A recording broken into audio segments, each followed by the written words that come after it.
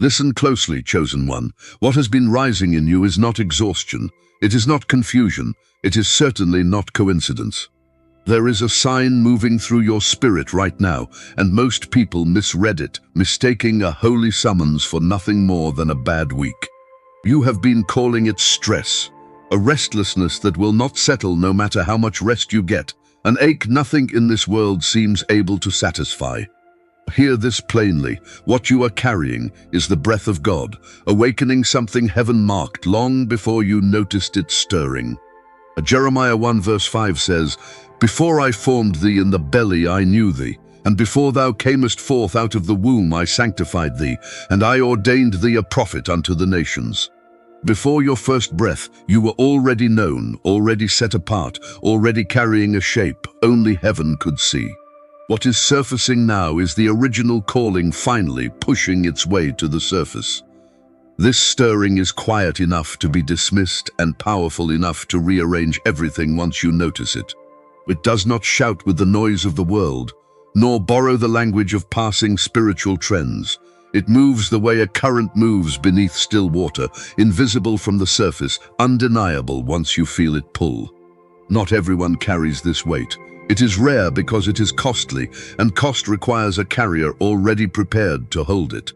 If you are sensing it, you are not imagining significance where none exists. You are being trusted with something that will reach further than your own life. This activation is not reserved for people with a platform or a title. It shows up just as powerfully in a parent folding laundry at midnight, a nurse finishing a double shift, a student unsure what comes after graduation. Significance here was never about visibility. It is about willingness available to you exactly as you are right now. Over the sections ahead, we will name exactly what this activation touches, so what you have been feeling stops being a mystery and starts becoming a map. By the last sign, you will understand why this rarely happens to someone who is not ready for it. Stay with me. What is stirring in you already knows where it is going. It has simply been waiting for you to catch up. 1. The life you built no longer fits you.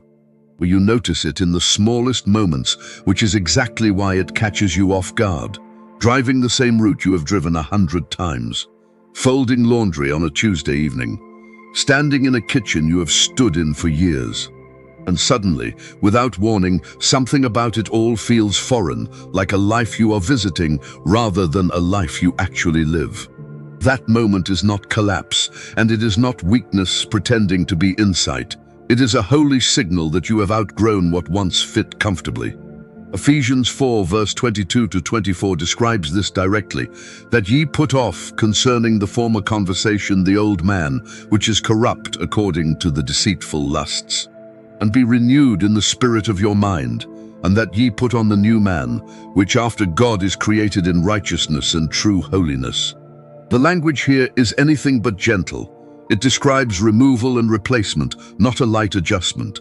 Picture a moving crew taping up boxes at the end of a long day, some labeled keep and others labeled donate.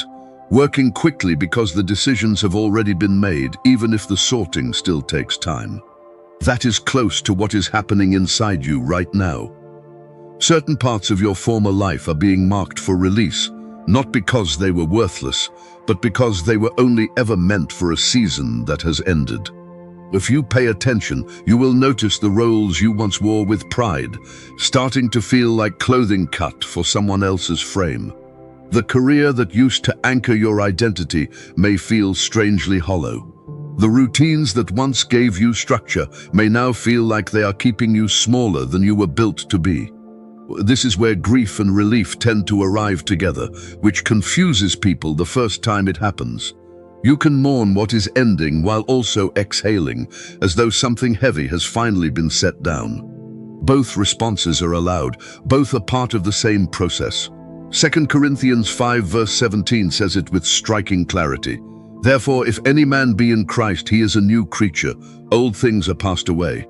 Behold, all things are become new. Far from a poetic idea meant to comfort you from a distance, this is an experiential reality you are living through right now, in real time, whether or not you have words for it yet.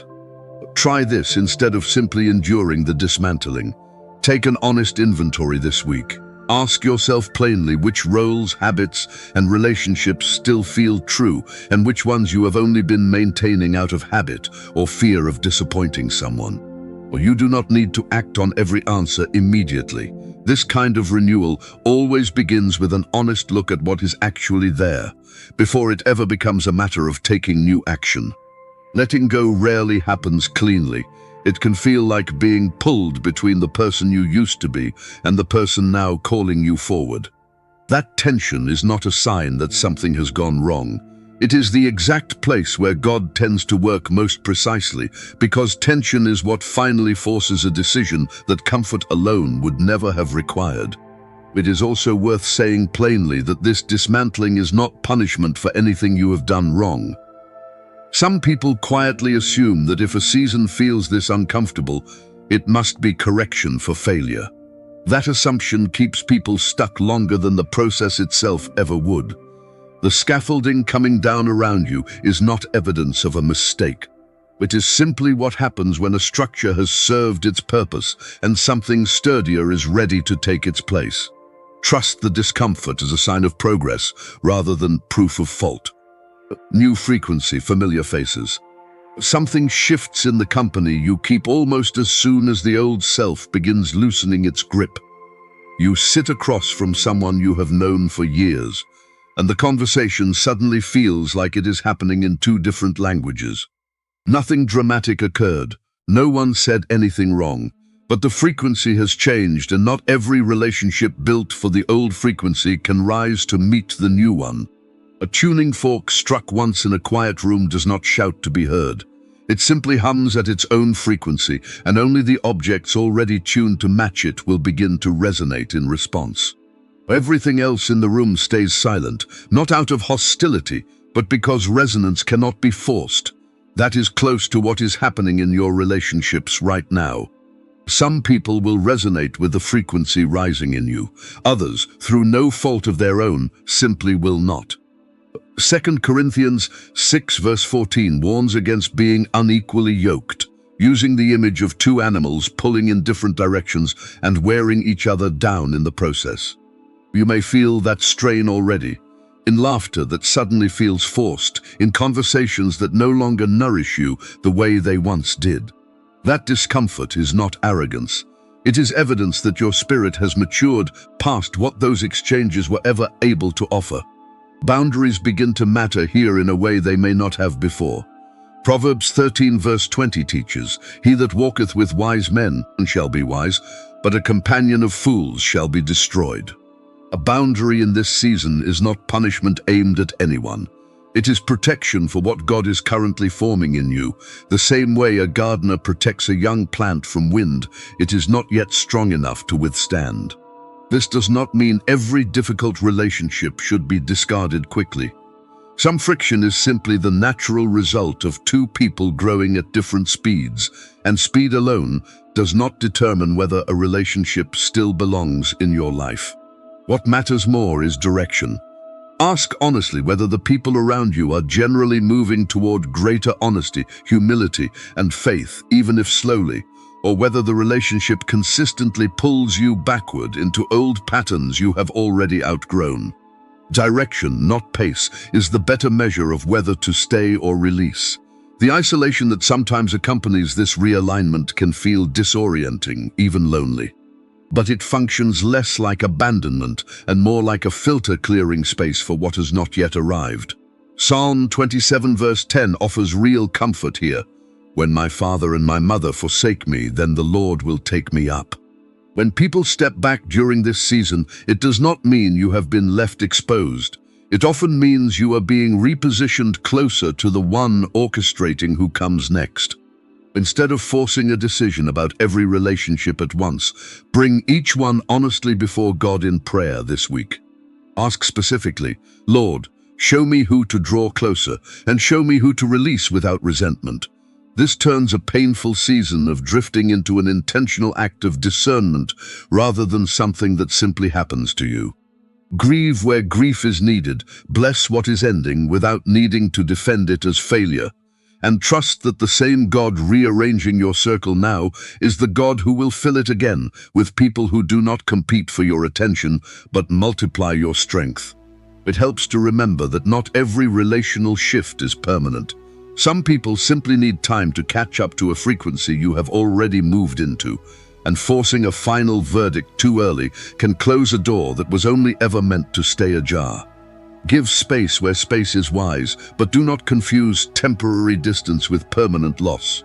Let time and honesty reveal which relationships were seasonal and which were simply waiting for you to grow into a version they could finally meet.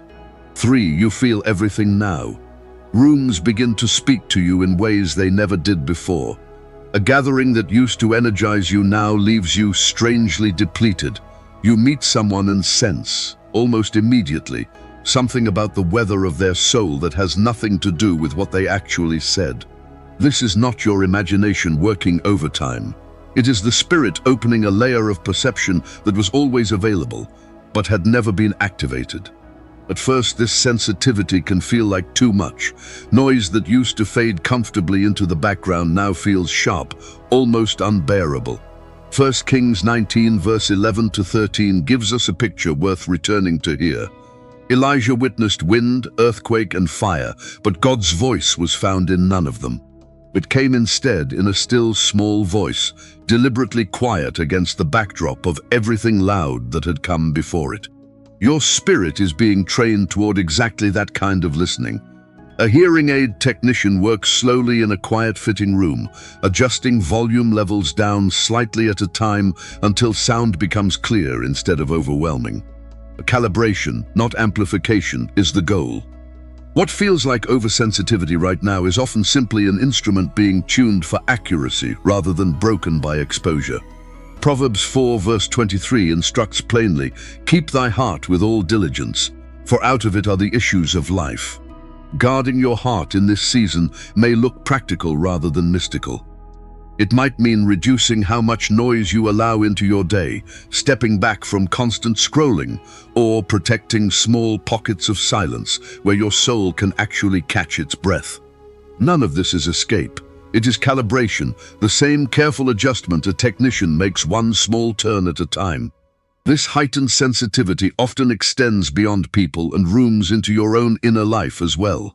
You may notice thoughts and emotions surfacing with unusual clarity. Old wounds you thought were long resolved suddenly, asking for attention again. None of this is regression. A quieter, more attentive spirit simply tends to notice what a busier, louder one used to override. Treat what surfaces with the same gentleness you would offer someone else in pain, because that is exactly what is being asked of you toward yourself. Not every impression you sense is automatically truth simply because it feels strong, so bring what you discern to trusted, wise counsel before acting on it. Testing an impression is not doubt, it is wisdom, and it keeps a genuine gift from being distorted by exhaustion or assumption. Your exhaustion in crowded, noisy environments is not a weakness to apologize for. It is a signal that you need to withdraw and refill before you try to pour out again. What is happening in your nervous system right now is not failure. It is tuning, and tuning always feels uncomfortable before it feels clear. There is also a temptation worth naming honestly in this season, the temptation to treat heightened sensitivity as superiority. Feeling more is not the same as understanding more, and discernment untethered from humility quickly curdles into judgment, dressed up as spiritual insight. Hold what you sense with open hands, offer it gently rather than as verdict, and let time confirm what only time can confirm. A sensitive spirit that stays teachable will go much further than one that assumes its every impression is automatically accurate. For the need to prove yourself starts to die. Somewhere in the middle of this process, the drive that once pushed you to compete, to prove, to outpace everyone around you, begins losing its grip almost without you trying to release it. You can still work hard. You can still build things that matter. But applause stops being the fuel that gets you out of bed, and something steadier takes its place. Luke 10 verse 20 records a striking redirection. "Rejoice not that the spirits are subject unto you, but rather rejoice, because your names are written in heaven." The scoreboard that used to feel so urgent starts to look strangely small next to that kind of permanence. Applause is loud but short-lived. What heaven records does not depend on an audience at all. Somewhere backstage, a stagehand adjusts a spotlight moments before the curtain rises, working entirely out of view, unseen by the crowd that will only ever notice the performer standing in the light. The stagehand's work matters just as much, arguably more, even though no one claps for it. There is a kind of contribution this season is teaching you to make peace with, work that matters deeply and gets noticed by almost no one. Philippians 3 verse 7-8 captures the shift with unusual honesty. But what things were gain to me, those I counted loss for Christ, that I may win Christ. Ambition has not disappeared here. It has simply been redirected towards something that does not evaporate the moment the room empties. Instead of asking how big something will become, you find yourself asking whether it is actually what you were asked to do, which is a much quieter, much more durable question. The next time you complete something meaningful, resist the urge to immediately measure its reception. Let a full day pass before checking how it landed with others, if you check at all. Use that space instead to simply notice how the work felt while you were doing it, whether it felt like worship or performance. That single pause, repeated often enough, retrains the part of you that has been trained for years to seek the crowd's verdict before trusting your own sense of calling. This shift does not mean ambition disappears entirely, and it should not be mistaken for passivity or a loss of drive. What changes is the source of motivation, not the intensity of effort. You can still work with excellence, still pursue growth, still care deeply about quality. The difference is subtle but decisive. You are no longer building a case for your own worth. You are simply offering what you have been given and letting the outcome belong to someone who never needed your performance to love you in the first place. 5. Time stops obeying the clock. Somewhere in this unfolding, you begin to notice that time itself feels different than it used to. Minutes stretch in ways that make no logical sense. Long seasons of apparent delay suddenly collapse into a single decisive week. It is as though your life has begun moving to a rhythm that clocks were never built to measure.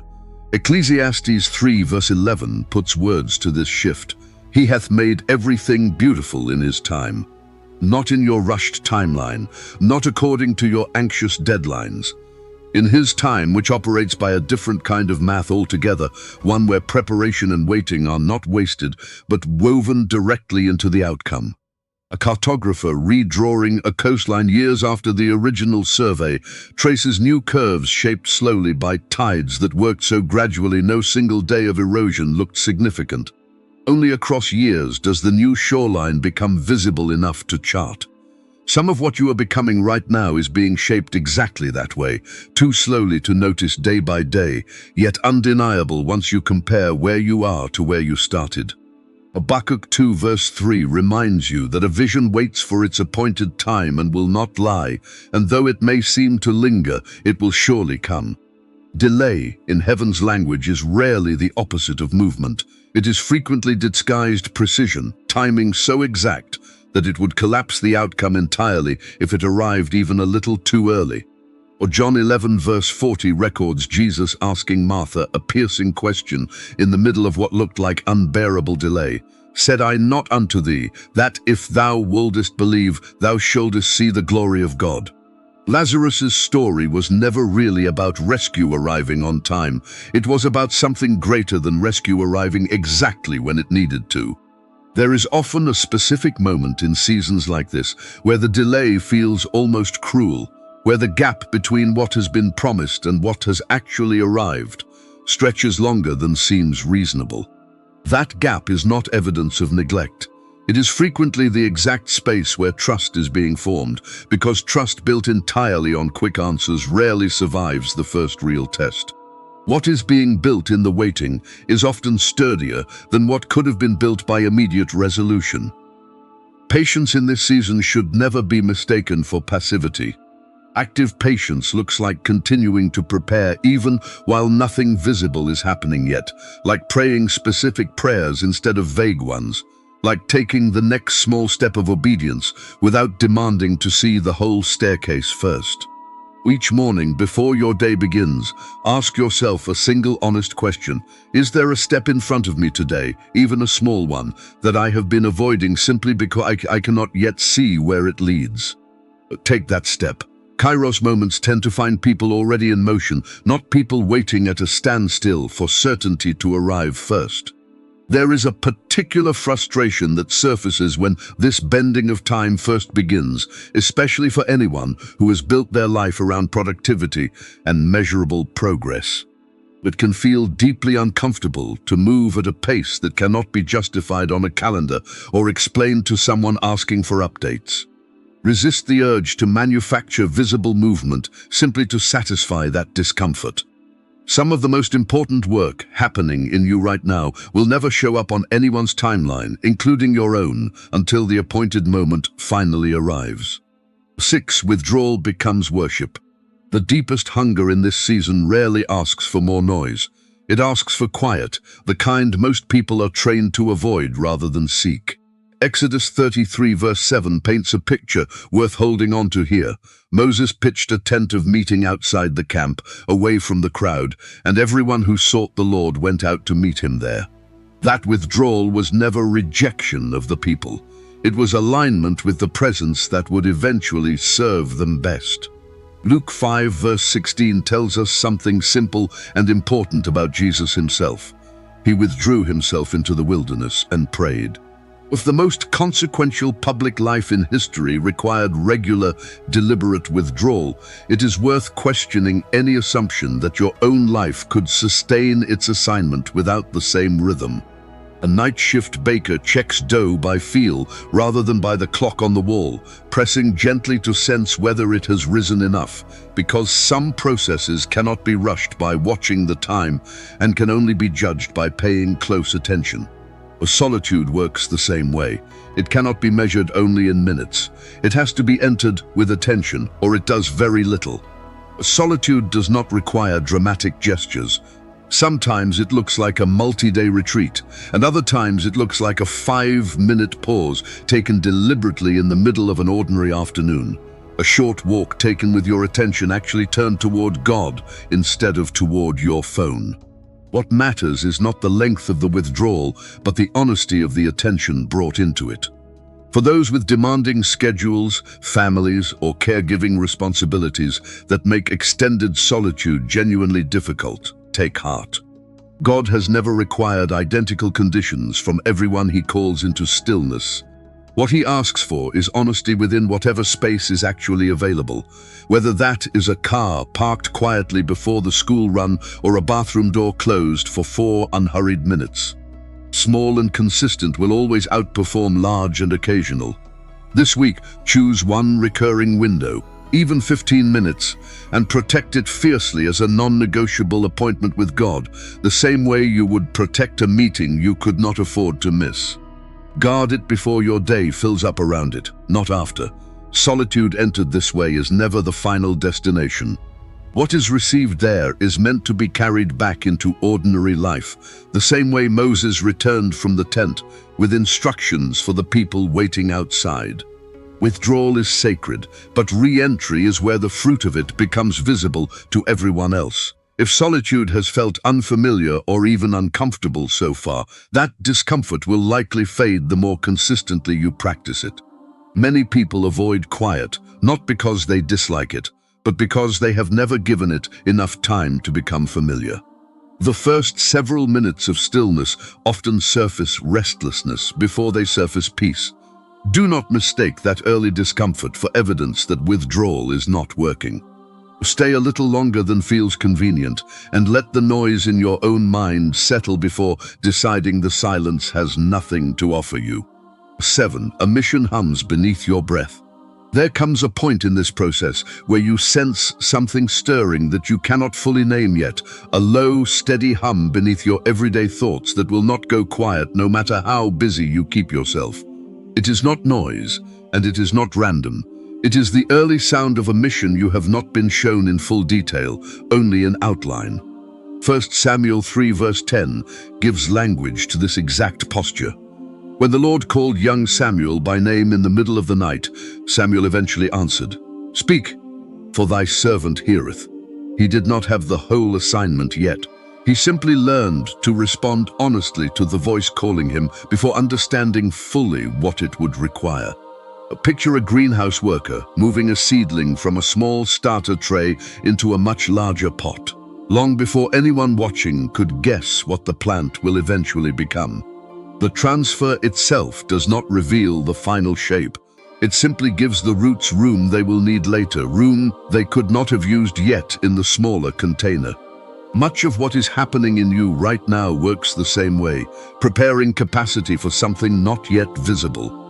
Jeremiah 29 verse 11 reminds you that the plans God holds for you are for good, woven with hope and a future, but rarely delivered all at once.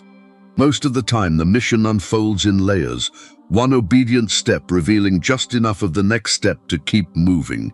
Your responsibility is not to force clarity ahead of schedule. It is to respond honestly to what has already been shown. There is a wider pattern worth trusting here. Individual pieces of this process will rarely look purposeful in isolation, including some seasons that felt entirely wasted at the time. Only in hindsight, once enough pieces are gathered, does the shape of the whole thing usually become visible. Trust the gathering even while individual pieces still look scattered and unrelated to one another. Begin keeping a simple written record of impressions, recurring themes, or unusual promptings this week, even the ones that seem too small to matter. Do not try to interpret every entry immediately. Review it after a month has passed. Patterns tend to surface in hindsight that were completely invisible in the moment they were written down, and what looked like scattered notes will begin to read like the outline of something intentional. Resist the pressure, whether it comes from others or from yourself, to name your mission publicly before it has fully formed. Samuel did not announce a title for himself the night he first answered God's voice. He simply responded to what was asked of him in that moment, and clarity accumulated from there, one obedience at a time. A mission spoken too early, before it has had time to mature in secret, often gets shaped more by the expectations of an audience than by the actual assignment. Let it grow quietly a little longer before you feel obligated to explain it to anyone. 8. You can no longer wear the mask. Alongside the mission comes a kind of breaking that most people do not expect. The performance you have carried for years, the smile arranged carefully to hide the ache, the words chosen mainly to please rather than to be honest, stops being sustainable. It is not that you decide to stop pretending. It is that pretending simply stops working the way it used to. Galatians 1 verse 10 names the tension directly. For do I now persuade men, or God, or do I seek to please men? For if I yet pleased men, I should not be the servant of Christ. That is no small adjustment. It is a full reordering of priority, one that, once it begins, does not easily reverse itself. This shift comes with real cost. Some relationships were built specifically around the polished version of you, and they will not survive contact with the unfiltered version now emerging. That loss is genuinely painful, and it deserves to be named honestly rather than spiritualized away. But in the space that opens up, room appears for people who were never drawn to your performance in the first place, only to the presence of something real underneath it. There is a particular kind of freedom that arrives once you stop calculating how a version of yourself will be received before deciding whether to offer it. That calculation, run constantly and often unconsciously, is exhausting in ways most people never fully register until it stops. Removing the mask is not simply about becoming more honest with others. It is about no longer needing to manage an entire second self whose only job was managing everyone else's perception of you. John 3 verse 30 offers the clearest description of what this authenticity actually requires. He must increase, but I must decrease. Even your no begins to carry different weight in this season, no longer soaked in guilt or over-explanation, but simply an honest boundary offered without apology. Romans 12 verse 1 calls you to present yourself as a living sacrifice, holy and acceptable, which is a costly kind of honesty rather than a comfortable one. Identify one relationship or setting where you have been performing rather than participating, and choose one small, honest thing to say the next time you are there. Not a dramatic confrontation, just one true sentence where a polished one used to go. Authenticity rarely arrives all at once. It accumulates one honest sentence at a time. It is worth acknowledging that this kind of honesty will occasionally be misunderstood, sometimes even by people who love you. Not everyone will know what to do with a version of you that no longer performs for approval. Some will adjust and draw closer. Others will quietly step back, uncertain how to relate to someone who has stopped playing a familiar role. Both responses are survivable. What is not survivable long-term is continuing to perform simply to avoid the discomfort of being misunderstood by people who only ever knew the mask. 9. Guarding the flame. None of what has been stirred in you over these previous sections is guaranteed to last on its own. Activation without stewardship tends to fade quietly, not through dramatic failure, but through simple neglect. What God has awakened in you now requires rhythms that protect it the way a flame requires shelter from wind it did not ask for. Matthew 6 verse 33 offers the clearest starting instruction available. Seek ye first the kingdom of God and his righteousness, and all these things shall be added unto you. The order matters more than most people realize. A day that begins with even a few minutes of unhurried attention toward God tends to bend differently than a day that begins already reacting to everything else. Boundaries become essential here, not as restriction but as protection for what is still forming. Hebrews 10 verse 24 to 25 reminds you not to neglect meeting together, but instead to consider how to spur one another toward love and good works. A small, trusted circle, not a crowd, becomes the covering that helps you test what you are sensing rather than carrying it entirely alone. Choose this circle with care. Not everyone who wants access to your journey has earned the right to speak into it, and discernment here protects both you and the process still unfolding inside you. Even your body plays a role in this stewardship. Colossians 3 verse 23 calls you to do everything, whatever it is, as though working for the Lord rather than for people, and that includes how you treat rest, movement, and the ordinary maintenance of your physical life. Neglecting the body while chasing the spiritual eventually undermines both. Choose one weekly rest period and protect it as non-negotiable, starting this week, treating it not as indulgence, but as an act of trust that your worth was never actually tied to your output. Pair that with the revelation record from the previous section, reviewed monthly rather than daily, so you can watch patterns emerge slowly instead of demanding instant clarity. Small, consistent faithfulness compounds in ways that dramatic bursts of intensity rarely do. Guard what has been lit in you. It was never meant to flicker once and go out. Stewardship in this season is rarely glamorous, and that is precisely why so many people neglect it once the initial intensity of activation begins to settle. The early stirring often comes with energy that makes discipline feel unnecessary. But energy fades, and rhythm is what carries a person through the seasons energy alone cannot sustain. Build your habits now, while the flame is still fresh, rather than waiting until it has already dimmed to realize how much maintenance it actually required. Friend, none of what has stirred in you over these sections was meant to be admired from a careful distance. It was meant to be lived. Isaiah 61 verse 1 to 3 describes exactly this kind of sending. The Spirit of the Lord anoints you to bring good news to the afflicted, to bind up the brokenhearted, to proclaim liberty to captives. That is not a quiet invitation to feel something. It is a commissioning to walk in what has already been placed inside you. What began as a private, almost invisible stirring was never intended to remain private forever. Obedience carried out in hidden places has a way of reaching further than anyone standing nearby could have predicted, echoing into rooms you may never personally enter. There is no pressure to perform hidden in that truth. It is simply the nature of a seed, once finally planted, rather than merely admired in the packet. You do not need full clarity before you take the next step. Waiting for the entire picture before moving has delayed more people than any genuine obstacle ever has. A small step taken in faith carries more weight than a large plan endlessly postponed. Speak your next step out loud if you need to, even if all you can name is the first move rather than the destination.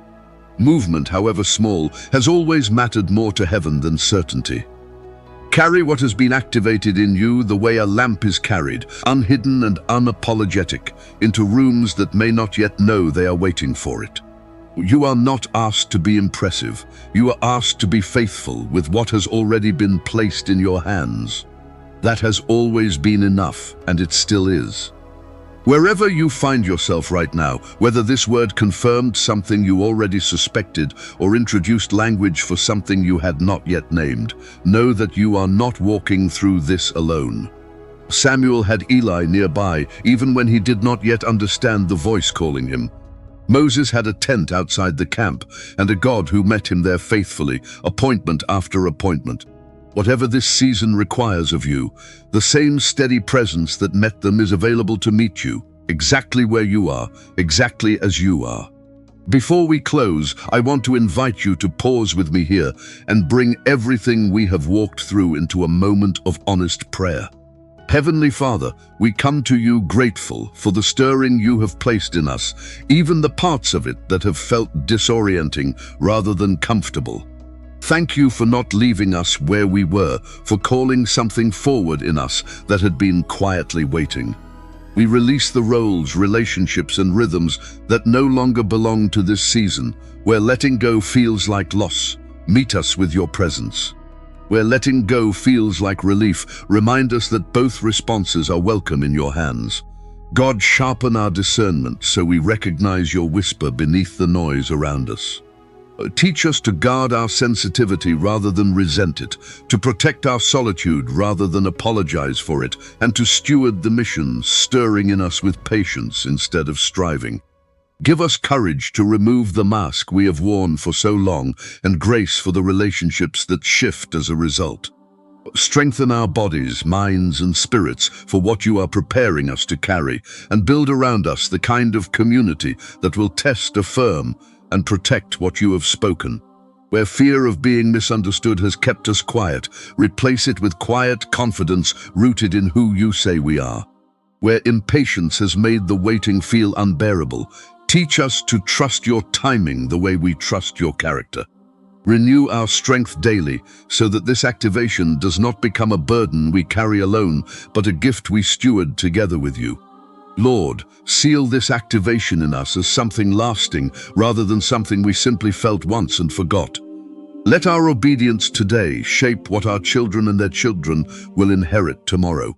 We trust you with the timing, the details, and the outcome. In Jesus' name, amen. If this word named something you have been carrying quietly, I would love for you to like this video, subscribe, and share it with someone who needs to hear that what they are feeling is not confusion, but calling.